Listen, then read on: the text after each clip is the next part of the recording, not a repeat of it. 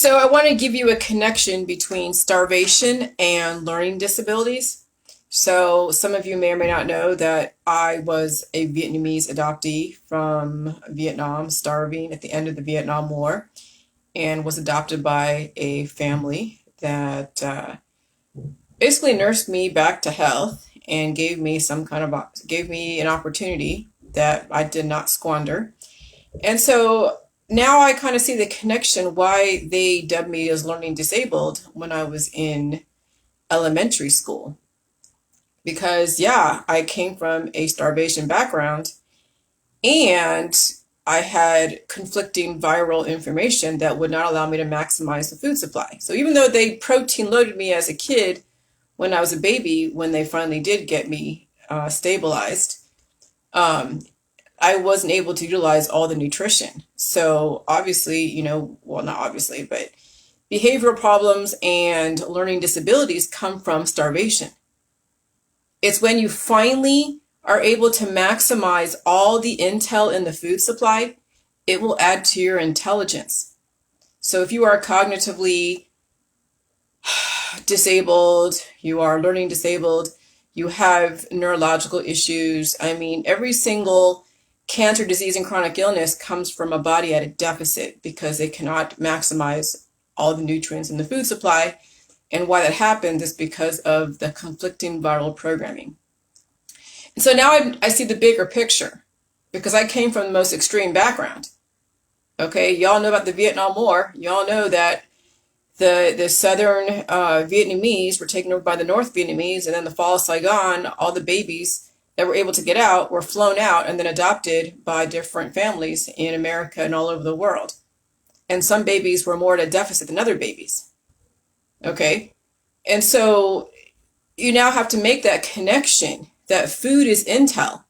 So if you start off in life at a deficit, like a major deficit, trying to catch up even in your childhood when you already have parents who have their own deficits and they never really corrected your predispositions or dealt with them, then you carry those gaps all the way throughout your life.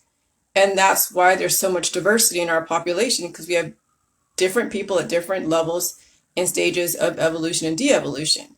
And they cannot maximize the food supply. And then the foods that they do eat that they have issues with, they think it's because their body can't handle it. Oh, their body can handle it. You just don't understand the symptoms behind it, that the body is trying to code and recode with the new viruses that you get exposed to throughout your lifetime. And so then people start demonizing the food supply. Then they start going on their diets and taking out organs. And this is where the acceleration to de-evolution happens. And when you have something like an environment such as this, so dynamic, full of viruses, and people already have major deficits, the gaps are only going to get wider.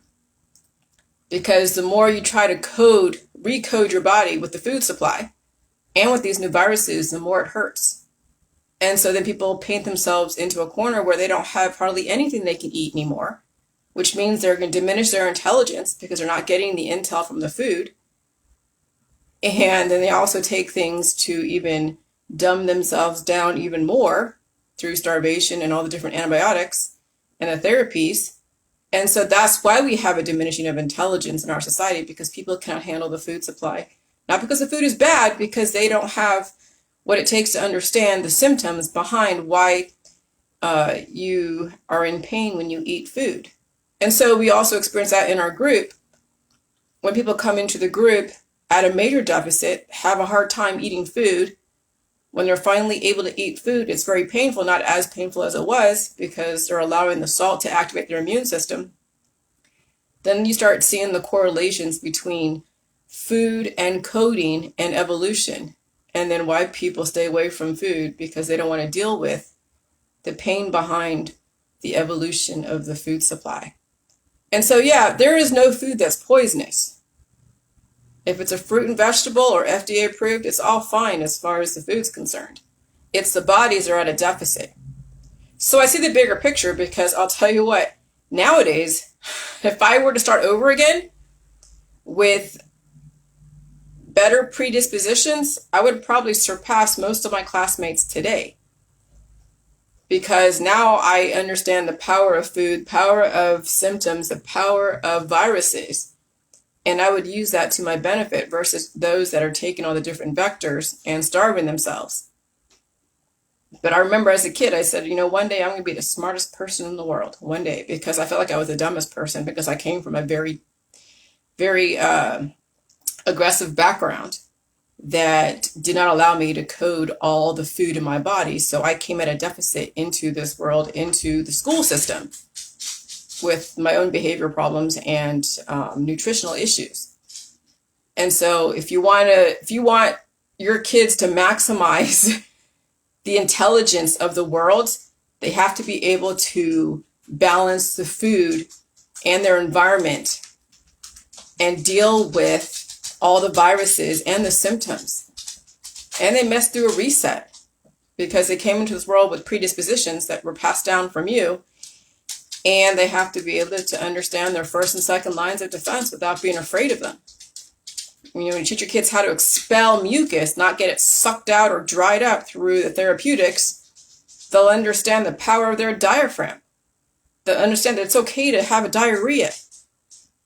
But yes, when you get aggressive diarrhea and your electrolytes are being used up, it must be replaced by a high sodium diet, diverse with nutrition, and then you must be able to code your DNA accordingly. And that means that you have mucus come out. You're not afraid of mucus. You're not afraid of pooping. You're not afraid of expelling. And it's a constant adjustment when you're in a dynamic environment or a dynamic society. So I see the correlation between learning disabilities and nutritional deficits, because I came from that extreme background. And then there's all points in between. So those with autism, those with other types of diagnosable cognitive conditions, they're starving. But the parents are afraid to allow their kids to have little pain, so they cure their kids in the state that they're in, not giving them any opportunity to really understand what it's like to be in a different level of learning, because they're afraid that their kids are going to die from the pain. Well, as long as you feed the pain with all the food in the food supply and you understand how to expel and you reset the body, so that way you have an aligned viral programming, there is no issue. And all of a sudden the kid's more calm. They're more focused. They could sit and study something. They understand the reward system without abusing it. And they're not always trying to look for distractions like we have right now in our society. Everyone's looking for a distraction. Or they want to go and blame someone for something, and that comes from a deficit. So I see the bigger picture. And the root cause of intelligence or lack thereof is understanding viruses and food and symptoms and pain. And when you discriminate against all of those, then yeah, you will lack the intelligence, and it will diminish over time as your body gets older and it breaks down because you don't have what it takes to regenerate and replicate more than the environment is taken away from you. And this is all physics. So some of you that are physics majors, you should understand this with thermodynamics, laws of motion, theory of relativity, Einstein, all of that. Everything is appropriate when it comes to biomolecular thermodynamics and evolution and de-evolution. And so indefinite life is possible if you understand how to manage and balance out your body with the dynamic environment.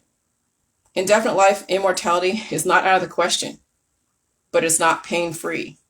But as you reverse all of your predispositions and you finally catch up to the level of your own evolution, then all the upgrades to the environment and to you will not be as aggressive. But since you guys came at a deficit and are still at a deficit, the upgrades to the environment are very aggressive, which is why they offer the therapeutics. But those therapeutics are very short-lived, and you have to keep getting boosters. And even then, you can't be cured in a dynamic environment. So then the end result is death. That's why immortality has not been realized, because of the medical holistic system has dumbed down the population and decreased the intelligence in all humans. And you see it. That's why we're in a great reset. All right, bye.